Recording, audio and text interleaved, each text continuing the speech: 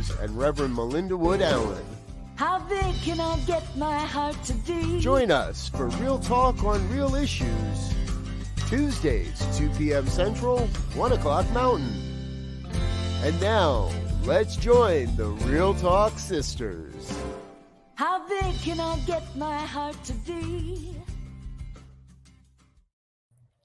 Hey. Hey. Hi, everybody. How y'all doing? Yeah. How's it going? Yeah. How's everybody? Everybody out there? Yeah. So here we are, Real Talk Sisters again. I'm Reverend Melinda Wood Allen. I'm Kim Dr. Andrews. Pjae Stanley. Yeah. I'm Dr. Pjae Stanley. Yeah. So we're going to start with a check-in, right? Yeah. Yeah. How's it going? How are you, Pjae? Yeah. Feel a little bit crazy today, and I just realized I thought I was having a heat flash, but I realized I've actually turned my heater on. Forgot to turn it off, so that's good. Yeah, I started my class, and I think I shared with you guys last week that I was going to start my Mastering Your Life class for women at the local community college, and so I started that. It went good. It's I have a few women in there, and it's interesting that it went well because they didn't actually have the right title for the class. They actually said it was a meditation class, and so several people showed up to meditate. And I go, well, we'll do some meditation in here, but that's not what this is like. And they actually like what it's about, so that's good. It's interesting how many people don't really know how to talk to one another, to share stories, to actually go deep, and that's what this is about. It's about going deep, and that's an interesting process. So it's enjoyable, and so the week went really well. Thank you. Yeah. Not How about you? Not how to do it, but having a safe place to do it, I think is a lot. That too. Yeah, so that too. For you, for providing that place, a medium for them to That's share. exactly what it is. Yeah. And just making sure everybody is safe in the room when people make comments to one another, just making sure they make safe comments to each other. So yeah, it was good. It was very good. I'm enjoying it. Awesome. Yeah. Awesome. So go ahead and turn this fan on. Well, I'm having a good week so far. It's only Monday, but so far it's a great week. Tuesday. I don't even know what day it is. Apparently, it must be a really great week. Time is flying. So the last 2 days, and I'll tell you why I don't know what day it is. I have been all day long from 8:30 in the morning until maybe 5:30 yesterday, and then tonight it's going to be like till 8 o'clock. Doing a virtual writing retreat with pro songwriters from Empower Music and Arts. So like a lot of people that if you listen to much New Thought music, you know their music. We get together, and basically it's like names are drawn out of a hat, and we are signed to write with each other in 2-hour sessions. Nice. So it's like speed dating. You get to break out, and it's virtual. We've done this live many times, but during COVID, we started doing these virtual retreats, and we're like, oh, we don't have to do them just once or twice a year if we're doing it this way. But we get assigned a Zoom room, and then we just go, okay, what do you got? And we just start writing from there. So this morning I was writing with Kim Char Meredith, and this afternoon I was writing with Karen Drucker and Dan Garrett, and yesterday I was writing with Faith Rivera, and it's just been like, it's just very creatively, what's the word? It's scary, stressful to a certain degree. I'm less scared than when I first started doing these. I have a few under my belt now, but definitely it pulls. So you don't just get to sit on the sidelines and be a bystander. Right. It really calls you to use brain power and to connect with your heart and to do some meditation first so that you're ready for what comes up, and the collaboration too is lovely. Because the point of co-writing is that somebody else might say, being confronted with somebody with a different style from yours will help your writing. It'll help you write in a different way than your normal default. So that's what I've been doing, and I'm very artistically stimulated. Perhaps even overstimulated, some might say. No, I'm not on speed. I'm just on speed writing. Is this the invitation only, or is it just members of Empower? How do you get on this? It is by invitation. It's Empower Pro members. Most of the members are Pjae nominees or finalists in the song contest that they've run for years. But yeah, so that's how it goes, and it's been a fun day. Got some really good songs. Sounds like it. You guys, I have to know that, but that's when the opening is Melinda singing her song. What's the name of it? The title of the song? How Big Can I Get My Heart to Be? Yeah, so that's an example of one of her songs. Yeah, I wrote that with Gary Lynn Floyd, and I guess a couple of years ago, and we wrote it on a virtual writing retreat. Yeah, nice. Yeah, we weren't actually in the room with one another. We were just in a Zoom room, and it's cool how you put, like with you girls, you put your heads together and you get something bigger than you can ever do alone. Hope. That's the hope. That's the hope. That's the hope. Or it might even be dumber than it would be if it were just you. I don't know. Who knows? How are you doing? We're open to spirit. Yeah. I am here. I got a lot going on. I'm in a class, taking a class, advanced consciousness, and loving it. It's thrilling. It's challenging. It's challenging mind, body, spirit, and heart.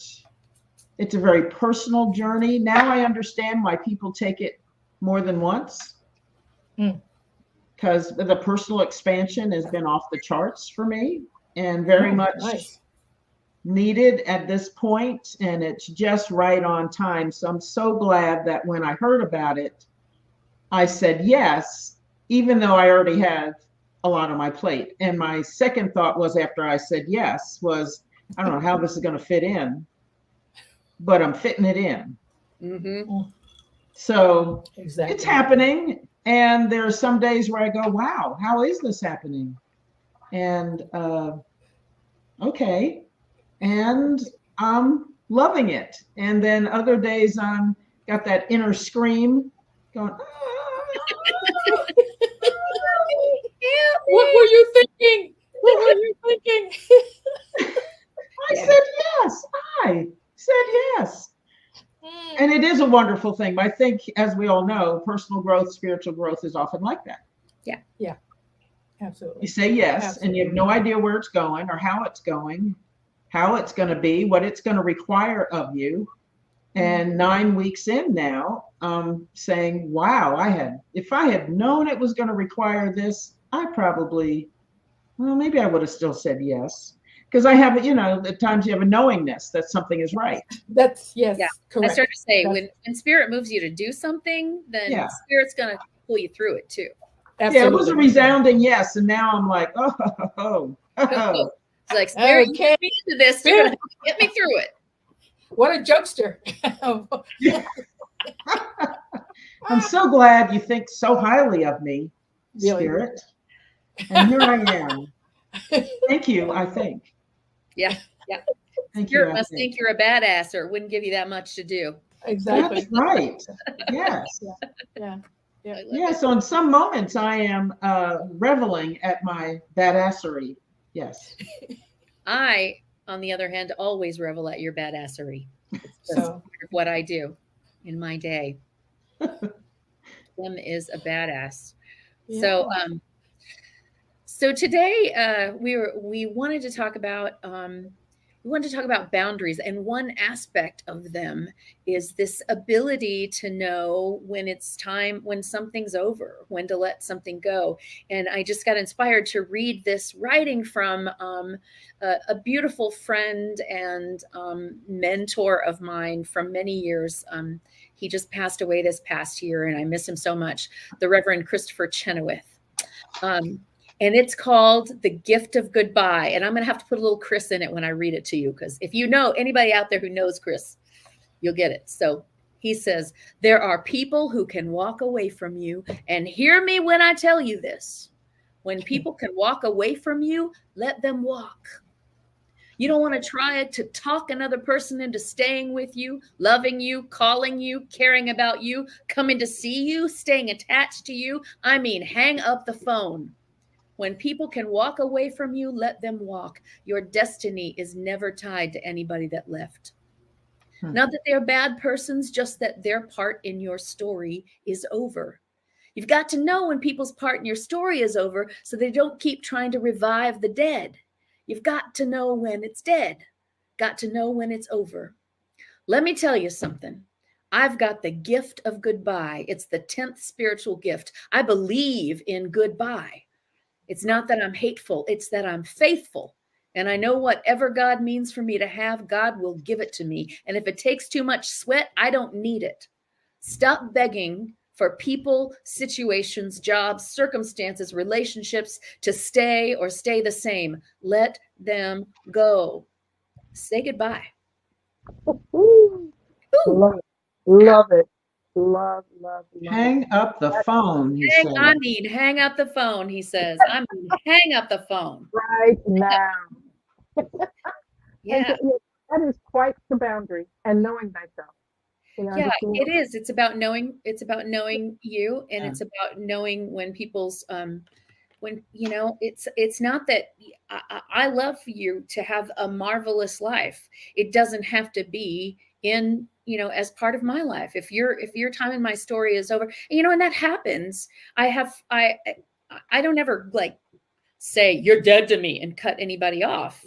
But there are times when I just will go, haven't seen so-and-so in a really, really long time. I wish them well, but I used to spend so much time with them, and apparently their time in my story is over. My time in their story is over for now, And that's so surprising when you actually, things are going. It's not like something went wrong. It's not like something happened. And so there are some boundaries where something has happened, and you're saying, no, I don't want that to happen anymore, whatever it is. We'll talk a little bit more about that. And sometimes it has just come to an end. The story, or their part of the story, I love that. Their part in your story, yours and theirs, has come to an end. And there's no animosity. You didn't even, and sometimes you don't even realize, hey, they haven't been in my story for a while. I guess there's no need for them to be here now. Yeah. And me and theirs either. Because they could have called me, or they could have reached out to me and said, hey, haven't seen you for a while. But neither of us are doing that. So that's one of those where that mutually come to an end. And so the boundary for both of us. So what he's saying in this is because we think of boundaries as a way to keep other people not let inappropriate things happen to us, get in our circle, right? Right.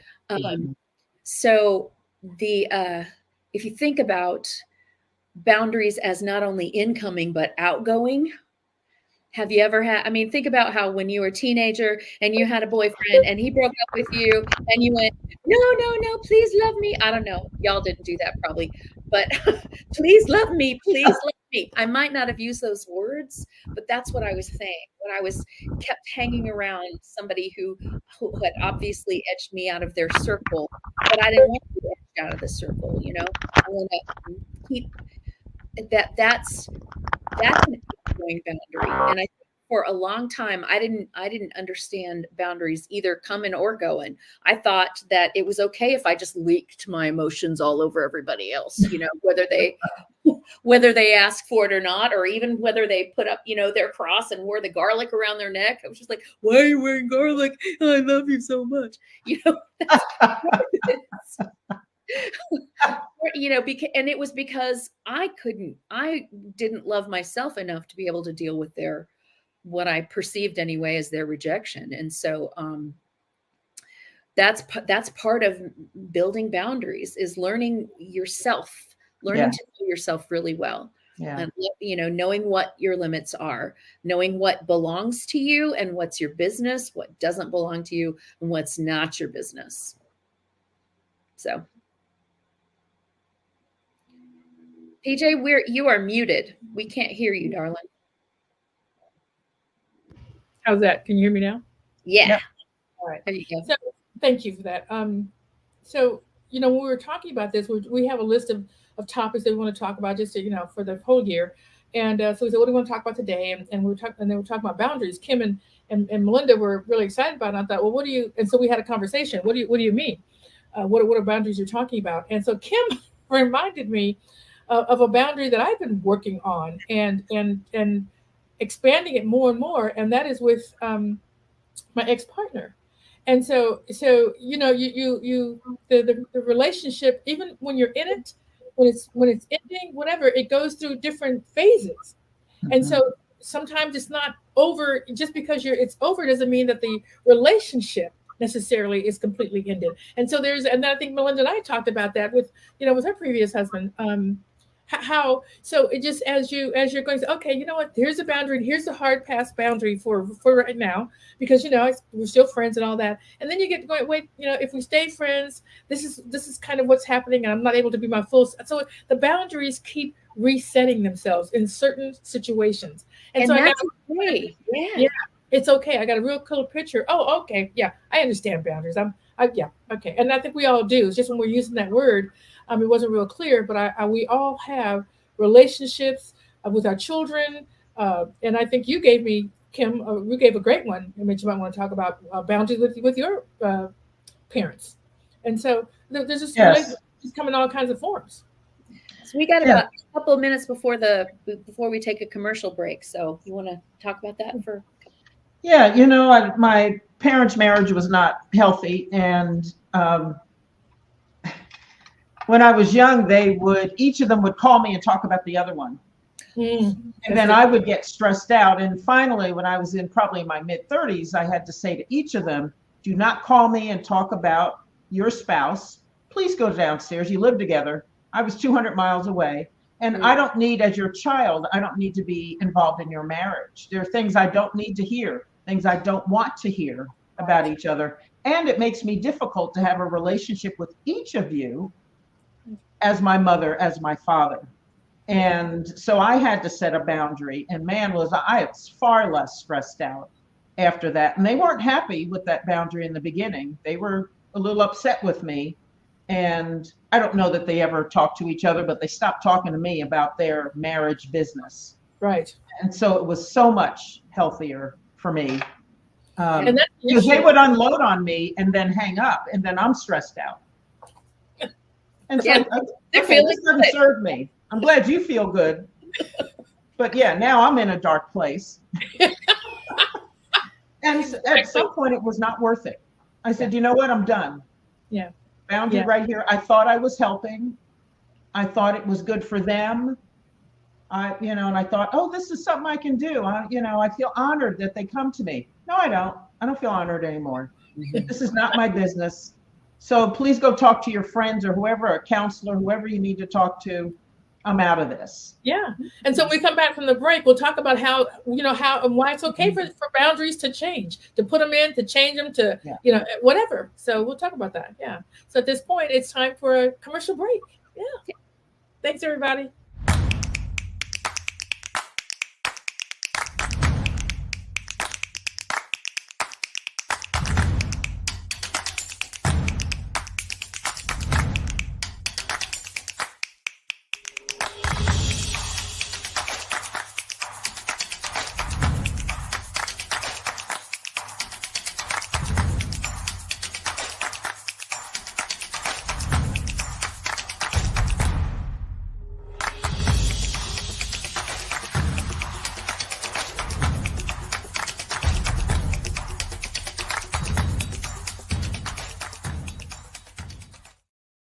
Yeah.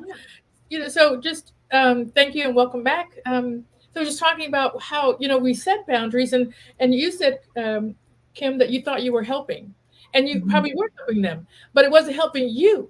And so, the boundary setting is about you and self-care. We talked about this earlier. You were starting to feel worse and worse about it. So So now I'm going to have to go back in and say, and that's fine. I'm going to go back and say, yeah, I know we started it. I'm going to step myself back out of it. And we can do all of those things. That's a part of you making a choice about what's working for you. That's what boundaries are about.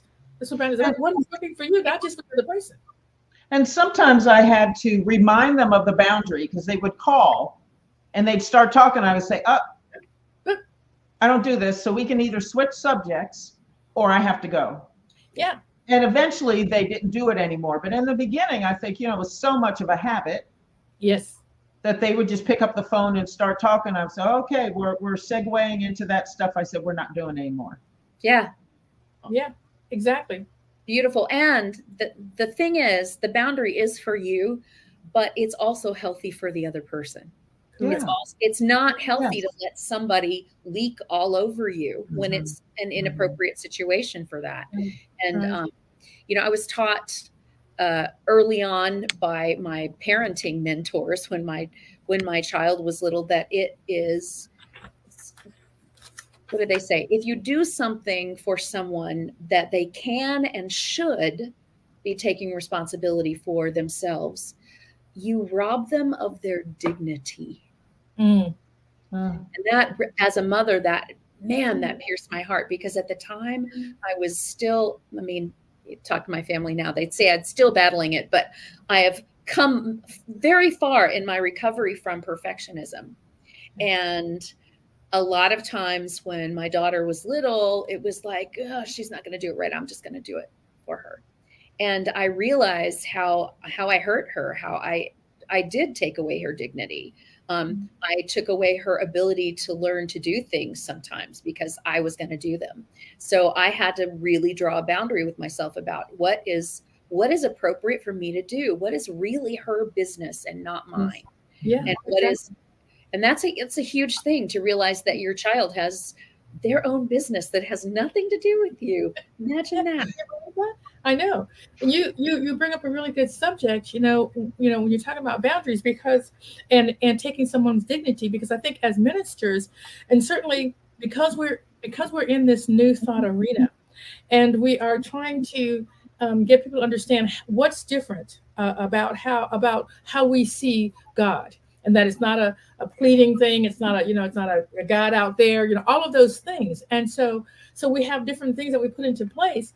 And when we have some of our congregations, some of even our chaplains, whatever, want to get up and to say a prayer. And we know we have the 5 steps, or, if you're in unity, and we have the same 5 steps in which spoken differently in Science of Mind.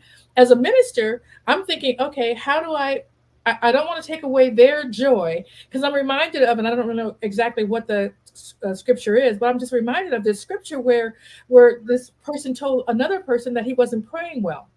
Like he prayed all the time, but he told him, "Oh, you're not praying right." And then he started trying to pray like the guy told him to, and his prayers were no longer sincere. And God came and told the guy, "You don't tell people how to pray. If they're praying sincerely, that's how they do it." And so we have to be careful and mindful about what is it that where are the boundaries for us? I know that when you're up there, particularly on the podium, you're kind of being an example for what we believe. But if you're praying sincerely, so what I try to do is just kind of during some training sessions, like every 3 months or so, we'll have a training session, just remind people that this is kind of how we do it, without actually going to hey, what kind of prayer was that? That's not a new thought. Right?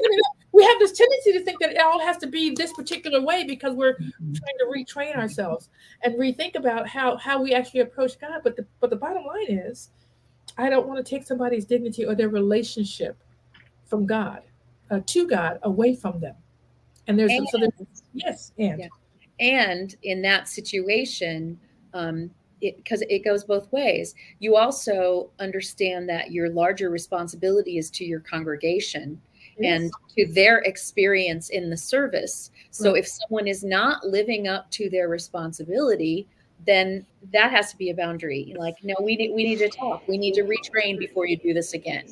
Not attacking, not saying you're wrong. But saying, how do we do that? Exactly. How do we do it in a very loving way? In this, because you're here in service to others. So how can we best serve others? And part of boundaries is knowing what our role is. What's my role here?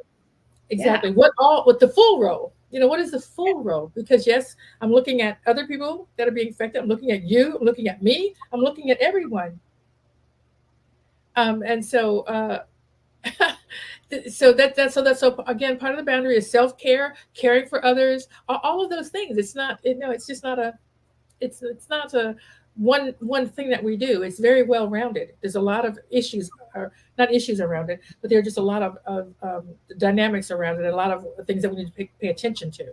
Like in life, all of life, it isn't just one thing. So if any of you out there in the audience have experience with boundaries or a question about boundaries, put it in the chat. We'd love to chat with you, or email us. We're really checking that email one day. One day. All three of us went, are you checking that email? No, I thought you were. Who's no, I thought you were. We're going to check that email. Where is the email? We're going to know if you've emailed us. realtalksisters@gmail.com. So I just want to share that I might have been an extreme case of not having any boundaries, and how that happened was growing up in an alcoholic home where I took on the role of peacemaker, of make everybody get along, of keep the wheels greased so that there's as little chaos as possible. And I was so dedicated to not being the squeaky wheel that I had needs that were ignored, that should have been taken care of as a child. Yes. But I didn't say, you haven't taken me to the dentist in 17 years, didn't occur to me to say that. Right. But Right. I didn't have a toothache. And if you got a toothache, you get taken to the dentist, but nobody just take you. Something has to be wrong. Yeah. Right. Yeah. And I took on the role of trying to please, trying to keep the alcoholic appeased by pleasing him, trying to keep my mother, who was the untreated Al-Anon in the role. She's like somebody who is highly affected by my dad's alcoholism in ways that crippled her in some ways. And so keeping her happy, keeping him happy, keeping the siblings quiet, making the good grades, trying to do everything so that everything just, fit in this tiny little hole that I was trying to fit my life into.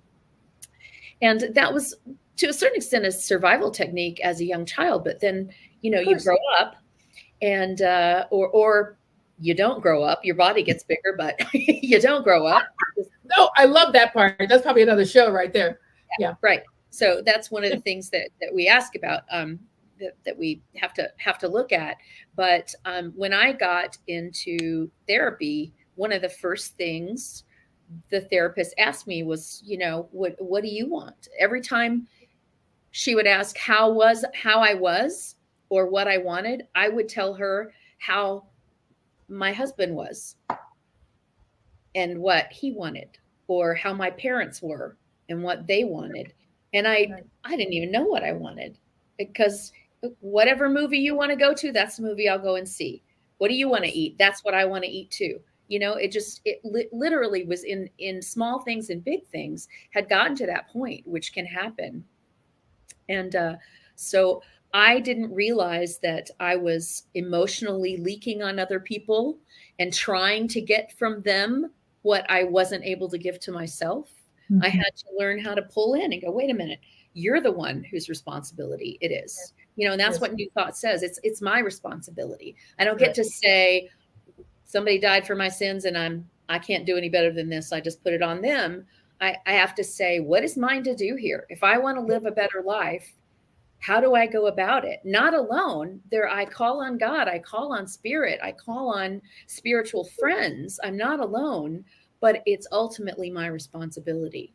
So boundaries are about taking care of my responsibilities and not expecting anyone else to take care of them, and not taking over anybody else's responsibilities. Yeah, exactly. Yeah. And that's hard to do when if we are defining ourselves by everything that's outside of us. Yes. Yeah. So I remember too in my teens and 20s that I was okay if my boyfriend was okay, just like you said. Yeah. And so if he wasn't, then I'm trying to fix something in me or change my behavior so that he can be okay. Because if he's okay and he still wants to be with me, then I'm okay. Yeah. But, if you don't have a sense of self, then you don't know about boundaries. Like you said, absolutely. We have to know who we are and what's important to us and what we stand for, what we will accept and not accept in relationships, and live from that. And I wrote down before we came online, I really think of boundaries as rules of engagement. How do we engage with each other or not? And knowing what those rules are. And for me, a lot of that is about what do I value in life? What do I value in relationships? And so I set those boundaries based upon my values, personal values that have nothing to do with anything outside of me. Yeah. Yeah, and part of the thing that we talk about, we talk about self-care, and we'll be talking about that throughout this time on the show because it's so important. And the boundary or the line that we're looking for is the difference between self-care and selfish. We seem to think that wanting to care for ourselves, setting boundaries, telling people what is or is not okay is a selfish thing to do.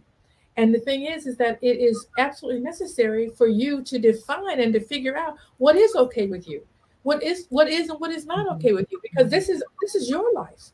This is, and even though you're involved with other people, it's still your life. When I was asking you guys earlier about how do you define boundaries, you said it was a line that we draw that limits the relationship. It's a line that we draw that limits, some of the things that we could do in a relationship or that can or cannot be done in a relationship. And so in order to draw the line, you got to know what the limits are. You have to know what the limits are. You have to own what the limits are. And, so a lot of times we simply don't want to be like with your mother and father. I want to be helpful to them. I want to be their daughter. I want to do all those things but in the end, it's still your life. It's like, I'm doing all those things for them. What are you doing for you? How is what you're doing helping you in your life? So for me, boundaries helps me to be more who I am and be okay with that. At one point in my life, I found myself the confidant and best friend of several people who I would never confide in, and they weren't my best friend. You know what I mean? I do. They called on me, and I would spend hours on the phone with them because they wanted to spend hours on the phone. Yes. Same kind of like with your parents. I don't know why. It makes more sense to take responsibility for somebody that's that important in your life, but it might just have been somebody from my community that just. And my daughter pointed out to me, it's like, you spend so much time on the phone with her, and I'm like, I know, she's just very needy. And my daughter, as a pretty young person, maybe 9 or 10 years old, went, yeah, what's that got to do with you? It's like, ouch. She still does that stuff to me all the time. She's just like, calls me out on stuff, but I wasn't aware. And I was trying to meet my need to feel important in someone else's life. Yeah. So it wasn't fair to me, and to my family, for me to spend that much time.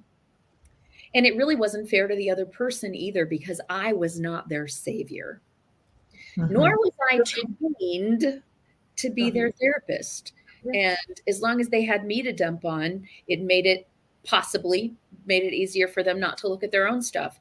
Absolutely. Possibly made it less likely that they would seek out professional help, because I was letting them use me in a way that wasn't appropriate. Yeah. Yeah. And I had to learn the way I learned boundaries. And my first therapist and subsequent therapist would give me books. Here's a book you should read, Melinda. It's called Boundaries. And here's a book you should read. It's called Hold Those Boundaries, or What is a Boundary? And they give me a video. Watch this. It's called Boundaries. I read the books. I'm a good student. I watched the videos. I'm like, oh, you put a hula hoop around yourself, and everything outside of the hula hoop is not within your boundary. I understood it intellectually, but I didn't get it. I still didn't think it was okay for me to say no to another person. That I felt like it was unloving or unkind, until I had someone in my life who was a mentor to me, and it was clear to me that she loved me. It was an older woman, and she was someone, I was in a 12-step program. So she was someone that it was appropriate for me to call on when the chips were down and I didn't know what else to do, when my hair was on fire. And sometimes I would call about the latest crisis, and she would say, oh, if you'll remember, Thursdays are the days I spend with my grandson, so you can call me tomorrow. Bye. Ooh, nice. And here I was with all the, you don't understand. You don't know what he did. You don't know what's happened, you know? And my first, I would go, this was my internal dialogue, was like, oh, she said no to me. She doesn't love me. She doesn't love me. Well, evidence shows that she does love me. Yeah. But she said no to me. But she loves me. And then it's gradually I went, oh, she said no. And you can love somebody and say no to them. Who knew? I didn't know until that moment when I knew. I truly didn't know. And that was the beginning of really understanding. It's like, when I say no, it doesn't mean I don't love you. Doesn't mean I don't have time for you. It doesn't mean anything other than I'm not available right now because I'm taking care of my own needs. And sometimes it has to be a hard boundary, like this is no longer working for us, and I'm going to have to say goodbye to you, or listen, I'm done for now. I'm hanging up the phone. I love you. Goodbye. And sometimes it's just like, talk to the hand. I've got, that's all I can handle right now, honey. Come to me later. Give me 5 minutes or whatever. I mean, that's a boundary. There are all kinds of boundaries, but you have to know yourself. And you have to love yourself. We have a person in the chat that says, and I completely agree with that. She says, I just have absolutely no. It's funny for me. I have no problem creating boundaries at work or at church or wherever, but family, that was the hardest. That was the hardest. It's taken me a while to realize that no is a complete sentence. Yeah, it's complete. No. And family are the ones that are women too. That our family. We're taught as women that are, we owe everything to our families, that we're supposed to nurture them. We're supposed to care for them. We're supposed to provide. We're supposed to, and we can do all of those things, but not include ourselves, not at expense to our own mental or emotional or physical health or well-being. Exactly. I remember talking with someone. They were talking about this very thing, family stuff and all the people they're taking care of and all the things they were doing. And I said, yeah, good for you. That's great. Are you in the circle too? Are you in the circle? You're standing outside the circle of care and taking care of everybody else, but you got to put yourself in that circle and care for yourself as well. You deserve to be, and they need to be taking care of yourself. Exactly. Put yourself in the circle of care. They took their hula hoop off, put it on somebody else and went, that's my boundary. Woo! Totally outside of myself. Nice. There's I think also there's always risk with boundaries, because the other person could say, you know what, I'm done. So if you're not going to be available to me when I want you to be available, I'm walking away. And I think that's why a lot of people don't set boundaries, because what if you do say, I don't like this, or I find that unacceptable? And you really have to be ready, or I knew at some point I needed to be ready to say, yes, that's okay. Like the quote that you read, I can just hang up the phone and not wish them ill. Just say, okay, then this doesn't work. And this is just not a relationship for us. And you need to go do what you need to do with whomever can work whatever your boundaries are or lack thereof. Yeah. But for me, I need to have this boundary in place. Exactly. I agree. So it's risky. It's risky. It is risky because the boundary is never, I hear people say, well, I set a boundary with him. I said, you can't do this anymore. That's not a boundary, because you have no control over what he does. A boundary is, when you do this, here's what I'm going to do. Mm-hmm. I'm not going to be there anymore. And I did that with my dad at one point. And I worked so hard at my dad getting forgiveness for him, loving him, all of that stuff was great. But he would, sometimes when I was spending time with him, he would just start drilling down into certain subjects that were, making me wrong, making me stupid. I was, my dad was an Army Republican. I was a liberal artist, and, he'd start arguments. And one day I just said, and I'd end up in tears and he'd end up mad. And it was just one day I just went, you know what, Daddy, I'm not going to talk with you about that. Mm-hmm. And he kept going. And I said, Daddy, I'm not willing to stay in this conversation. He kept going. I walked into the next room to talk to my mom. He followed me into the room, did it again. I said, all right, I love you guys. I'm going home now. And they were like, why are you leaving so soon? It's like, well, I told you I wasn't going to engage in that conversation. So no, it's okay. It's okay. I love you. I love you. I'll see you later. I got in my car and I drove off. Right. And the next time I came, it only took like 3 times. He would start. And I knew it actually at that point in my life, I thought my dad would, if you'd asked me, I would have said he would prefer,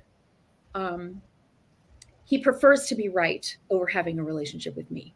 That the most important thing in the world to him was to be right, to prove himself right. And the day that I changed, that I said, Daddy, I'm not going to go there with you. And he changed the subject. He went, oh yeah, and started talking about something else. It was one of the greatest gifts I've ever been given, because it was the gift of my dad saying, I cherish your company more than I cherish being right in this. I would rather spend time with you. Yeah. So that's the thing that because I wrote this down because you were saying, and it's true, Kim, you were saying it's risky. Setting boundaries is risky. You might lose someone. But haven't you already lost someone? Or haven't you already lost yourself in the relationship anyway? Yeah. So who do you want to lose, them or you? So yeah, it's risky, but that's and I think one of the when I talk about values and the things that matter, and that when I look at the top 5 values and things like that, courage is like my number 2, courage, because it takes courage to stand up for yourself, to say this is not okay, and do it in a way that doesn't take you out of who you are. You did it in a loving way. You didn't scream, you didn't holler, you didn't step away. Neither one of you, when you talked about the where you set boundaries with parents, you just said no, and you did what you could do. Again, your thing about saying, Dad, you can't do that, that's not a boundary. Boundary saying, Dad, should you do this again? And I don't even hear you say that. You just said, Dad, I don't want to talk about that. Don't do that. And you just made an action. You just did an action. It's the boundary by the action you took. Yeah. And so it could be as simple as that, or it could be easy as that. But you don't have to do anything. I'm trying not to use these kinds of words, but you don't. But what we're talking about is self-care and how you live a life that you want to live. Because everybody's living their own life. So you get to live the life that you want to live. So standing up for yourself by setting a boundary and having someone walk away. I'm back to Chris Gentleman. Let them. What have you lost? It's time for us to take a short break, and we'll be back with more boundaries in just a minute. I got a boundary.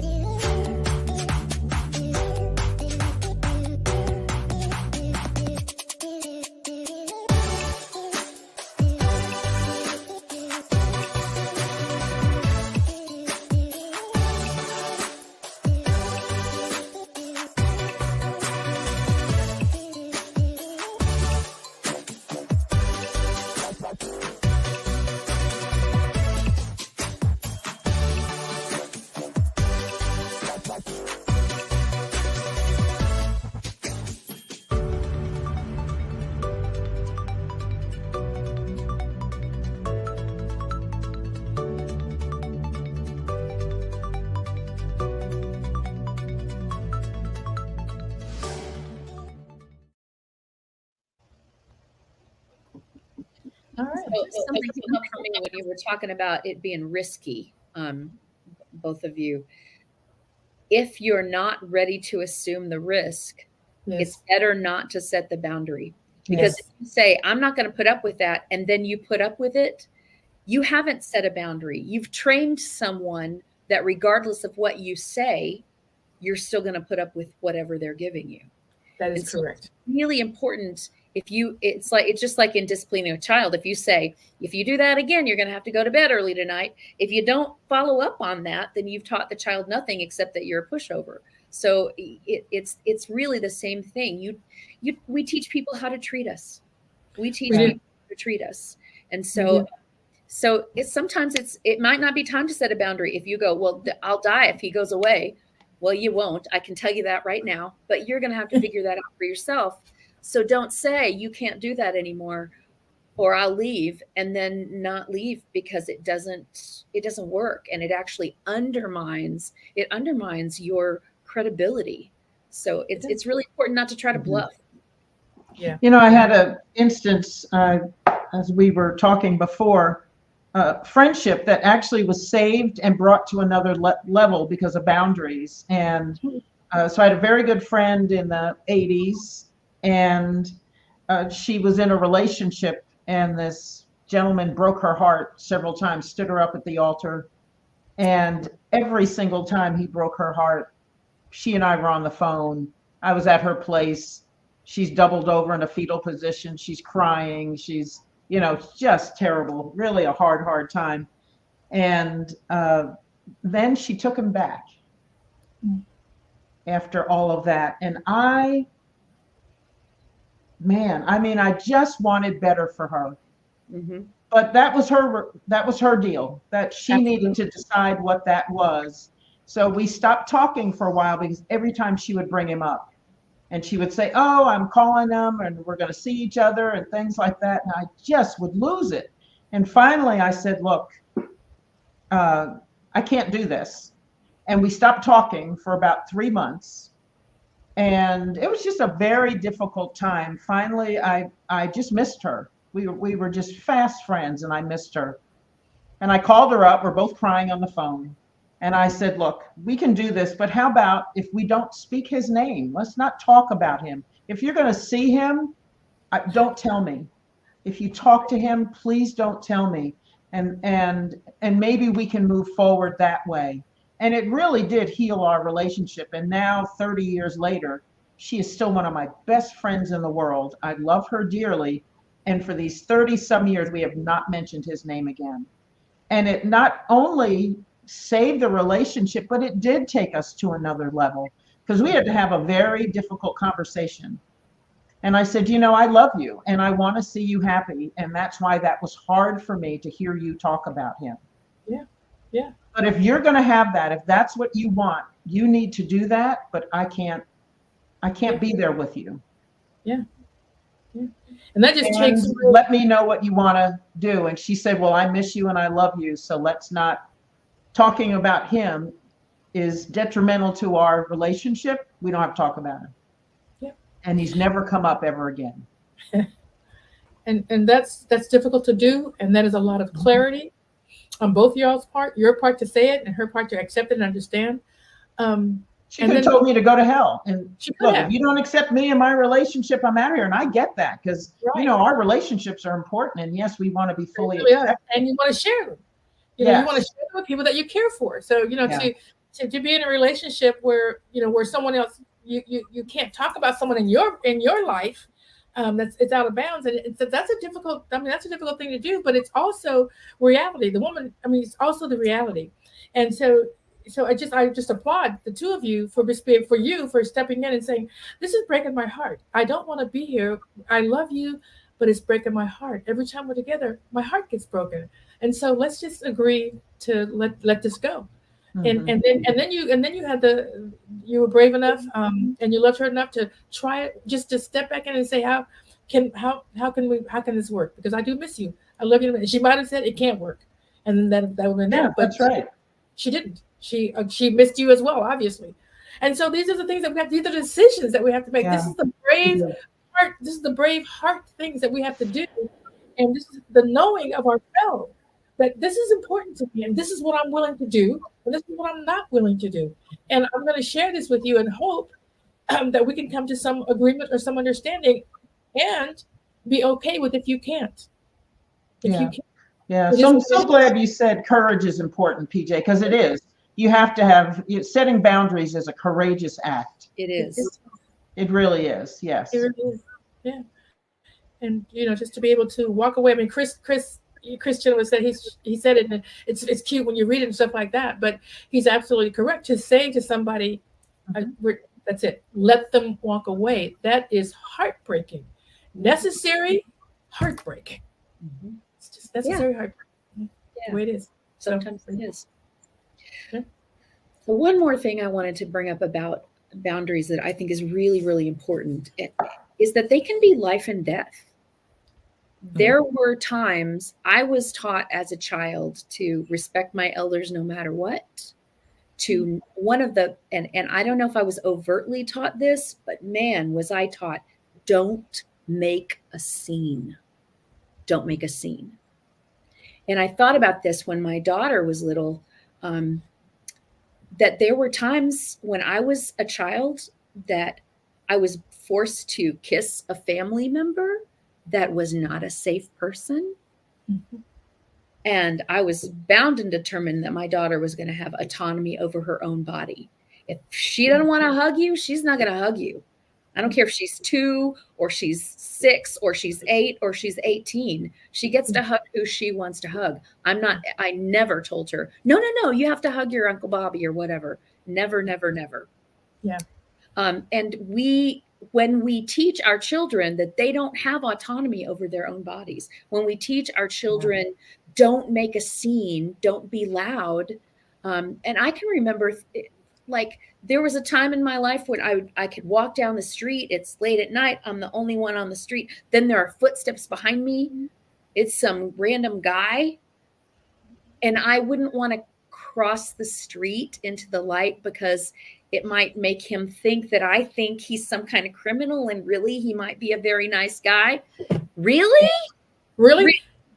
But no, that's the way I was raised. It took conscious effort for me to go, no, in this situation, I take care of myself, and he gets to feel however he feels about it, because this is about my safety. Right. Because how he feels is not your business. That's not your business. How you feel. Not my business. How he feels is my business. I'm not doing anything overt to hurt anybody, and how he feels is not my business. And it really can be life or death. Yeah. It really can be. Yeah, I do that with, like, in elevators. If I'm standing on an elevator and there's a man in the elevator and I would be by myself with him, if my intuition tells me don't do that, I might get on the elevator and walk right back out. Yeah. And you know what? If he feels badly about that, that's okay. Tomorrow he may not be thinking about me. And if he is, that's his problem to repair, not mine. Yeah, that is exactly. But I need to be safe. And if my intuition's talking to me, I need to respond to it. Yeah. So and no uncertain terms. Yeah. When my daughter was, I don't know, she was like 2 or 3, and I think it was like a Christmas service, and we were sitting down front because I had to get up and down, to do the music, and she was sitting next to me, and she started squirming around, and and I was saying, you really need to be still, you need to be quiet. Other people are having an experience here. And I just had this thought. I almost laughed out loud. When I was that age, if I started squirming in my seat, my mother would pinch me. Like, it was the church pinch. Yes. Y'all get the church pinch? It was the church pinch. And I remember her telling somebody, you pinch the child. If you slap the child, people can hear it. But if you just pinch him, only you and the child know. And I remember thinking, oh my God, this is like a strategy for her.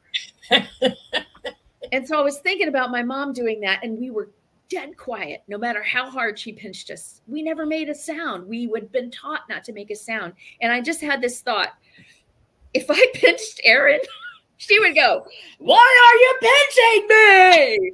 You're pinching me. I mean, there's no way would that child have just quietly taken it. And I was laughing out loud. I was like, oh my God, it was hilarious to me. And yes, it made her a little less convenient to raise. And yet I was very proud that she's going to be safer in this world than I was. She's going to be safer in this world than I was, because she knows that she's in charge of her body. Nobody, not even her mama, can tell her what happens to her body. Yeah. So in our last 5 minutes, what are some last, maybe each of us could share a last thing. Yeah. 5 minutes. What do we think? What are we taking away from this? For me, because again, I came into this conversation with the two of you, and you had to clarify to me what you meant by boundaries. And it's a great topic, and I just not something that I've been working on very, very much, or consciously. But this is absolutely a self-love, self-care concern that we should have for each other. Not the concern is not the word I want to use, but it's absolutely a self-care and self-love thing that we need to do. It's an imperative. I like that. It's an imperative. It is an imperative that we allow ourselves to say, this is not okay. This is not okay. And I think you're right. We do have these messages, whether they're overt or covert messages, about how we're supposed to behave. But if there's a behavior that's going on, whether it's with friends or family, neighbors, strangers, it doesn't make any difference. If there's a behavior that's going on that is out of our comfort zone, that makes us feel like I don't feel safe here. This is not okay with me. Then we absolutely get to set that boundary, regardless of what, and I was gonna say, regardless of what somebody else is thinking. And quite frankly, we don't know what other people are thinking. So first of all, we got to get out of there. We don't know what they're thinking. They might not even see you because they got their head someplace else. Who knows? But the is right. What is it for you? What does it take for you to take care of yourself, to honor what's going on for you, and to say yes and no to people? The people don't get to automatically be in your life. We get to say that. No, you don't get to. I'm great, and you don't get to be here. I get to choose that. However that looks. So that's what I walk away with. It's absolutely self-care and self-love, and it's an imperative. Yeah, you're a badass, Pjae. You are. Yeah. So what I would say is that this is something I'm still learning, and I have to, when I take on a different role, I have to learn what the boundaries are for that role. So as a minister who is involved in pastoral care, who really, I have a heart, I want to be there for my people, there is a boundary about how much is enough, how much is too much, how much is not enough. And so it's a moving boundary. It's a lot softer. It can change from situation to situation, person to person, but I have to be really consciously aware of it.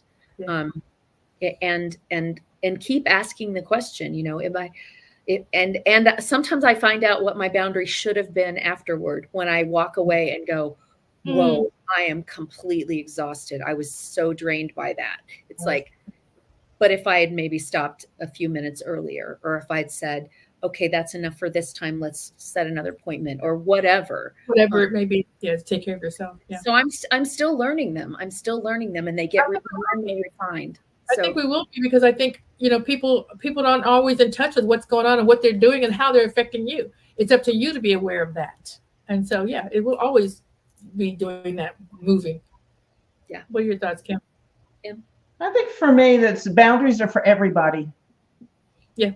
Yeah. And the comment was, it's hard to do it with family, and it is, but maybe especially family, because I think, that's where we lay our guard down maybe the most.